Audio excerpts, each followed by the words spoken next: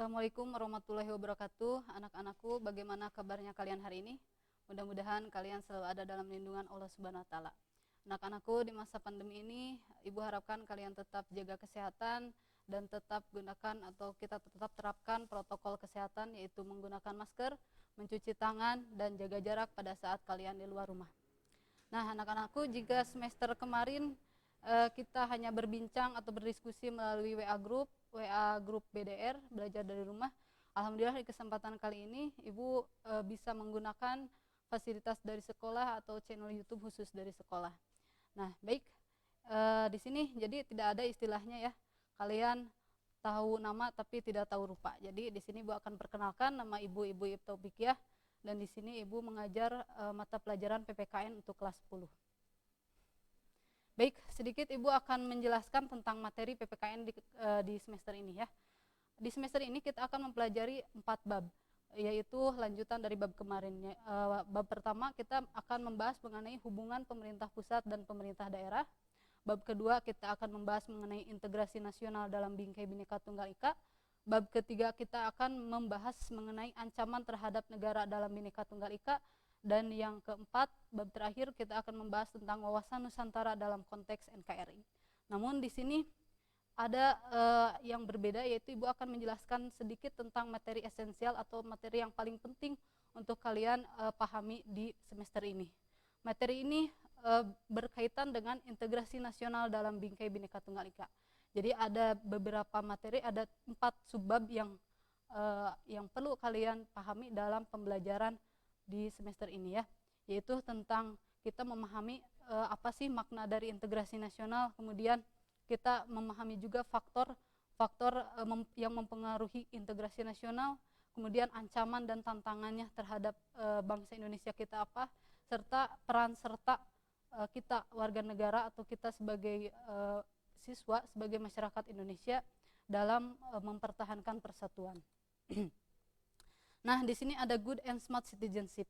Good and smart citizenship adalah merupakan tujuan dari pembelajaran PPKN itu sendiri. Dalam artian untuk apa sih, kenapa kalian harus belajar PPKN? Ya, tujuannya untuk membentuk warga negara yang baik dan cerdas, baik secara akhlak dan cerdas secara intelektual. Artinya kalian tahu tentang negara-negara kita. Kemudian di sini ada penilaian ya, penilaian. Ibu ambil ada 3 aspek penilaian. Pertama ada penilaian sikap, penilaian pengetahuan, dan penilaian keterampilan. Untuk penilaian sikap, Ibu mengambil dari aspek kedisiplinan kalian. Bagaimana kedisiplinan kalian, tanggung jawab kalian, sopan santun kalian, gotong royong, cara kalian menghargai orang lain itu akan dinilai dalam sikap ya, dalam penilaian sikap. Kemudian ada penilaian pengetahuan. Penilaian pengetahuan di sini sudah tidak asing. Ibu ngambil dari penilaian harian, penilaian tengah semester, dan penilaian akhir semester. Jadi di sana. Kemudian yang terakhir ada penilaian keterampilan. Penilaian keterampilan ini berbasis proyek atau kinerja atau portofolio. Jadi Ibu yang Ibu nilai bagaimana kalian berpartisipasi dalam sebuah diskusi atau kelompok, bagaimana pemikiran kalian terhadap apakah kalian mampu berpikir kreatif atau kritis, dan apakah kalian memiliki tanggung jawab inovatif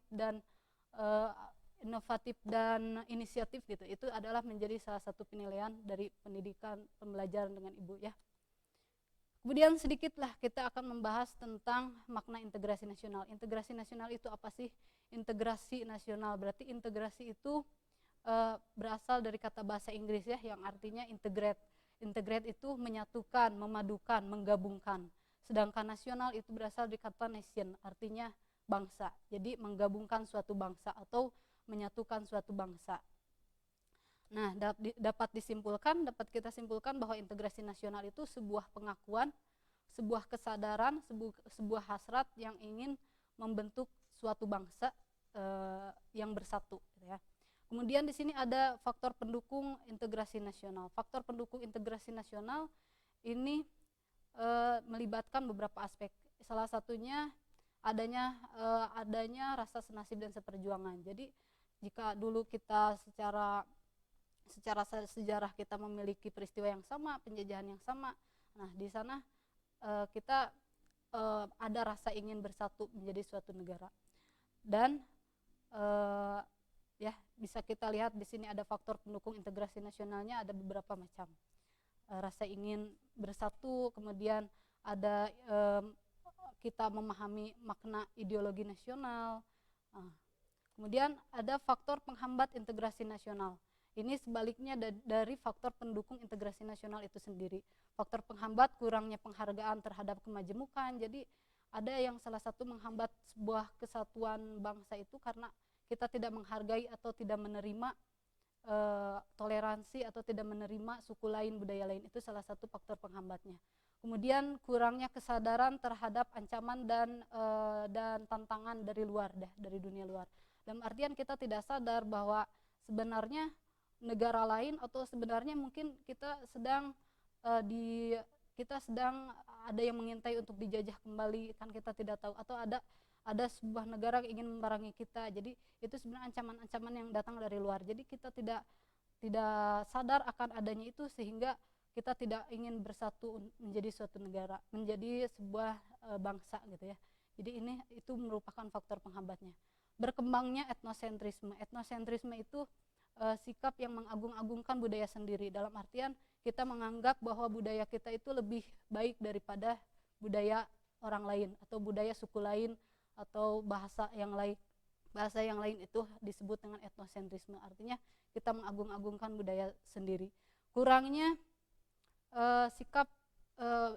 sikap toleransi dan saling menghargai. Nah itu, jadi tidak ada penerimaan terhadap perbedaan-perbedaan yang ada di negara kita. Dalam artian dari Sabang sampai Merauke kita memiliki banyak perbedaan, banyak suku, banyak bahasa, banyak juga agama. Kemudian ancaman dan tantangan integrasi. Nah di sini ada ancaman dan tantangan. Salah satunya ada gerakan separatisme ya. Gerakan separatisme itu gerakan yang ingin memisahkan dari negara kita. Contohkan kemarin Papua. Kemudian di situ ada spionase. Spionase itu spy. Spy itu ada mata-mata, berita hoax, penyalahgunaan, perusakan teknologi ya. Kemudian penyalahgunaan teknologi, perusakan lingkungan, penyalahgunaan teknologi, dan terorisme. Itu salah satu ancaman terhadap munculnya kesatuan bangsa. Kemudian di sini ada harus bagaimana sih kita sebagai warga negara Indonesia untuk menjaga persatuan dan kesatuan, salah satunya dengan mengembangkan sikap bela negara. Dan bela negara ini merupakan sikap yang dijiwai oleh rasa cinta kita kepada Indonesia yang didasarkan kepada Pancasila dan Undang-Undang Dasar 45, dan kita menjamin kelangsungan hidup berbangsa kita.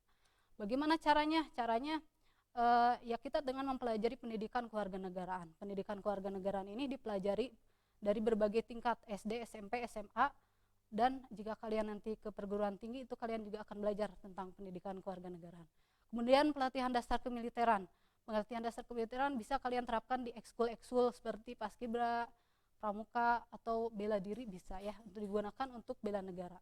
Pengabdian sebagai TNI dan pengabdian sesuai keahlian dan profesi. Itu pengabdian sesuai keahlian dan profesi, jika kita lihat adik-adik kita atau teman-teman kita yang di luar daerah sana yang kurang tersentuh pendidikannya dan kita sebagai guru ingin untuk sukarela mengajar di sana, nah itu disebut dengan pengabdian. Atau kesehatan di luar pedalaman sana yang kurang memadai dan kita sebagai tenaga kesehatan, dokter seperti ya, kita tergerak hatinya untuk mengabdi di pedalaman, dan itu juga termasuk dengan pengabdian, dan itu termasuk cara bela negara. Dah anak-anakku, ini ya, jadi ibu harapkan kalian tetap semangat menjalani pembelajaran di semester sekarang.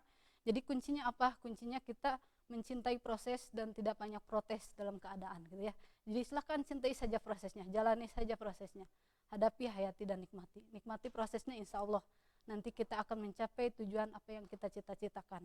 Jadi tidak banyak protes dengan keadaan, ini corona, ini apa, tapi kita lalui saja, lalui prosesnya harus seperti ini, kita jalani. Insya Allah nanti kita akan mencapai pada tujuan yang kita cita-citakan. Nah anak-anakku, alhamdulillah ya, itu sedikit pertemuan kita kali ini, pertemuan pertama di semester ini. Mudah-mudahan ingat tetap jaga kesehatan, hindari kerumunan, tetap terapkan protokol kesehatan. Baik, saya Ibu Taufikiah, sampai jumpa di pertemuan berikutnya. Wassalamualaikum warahmatullahi wabarakatuh.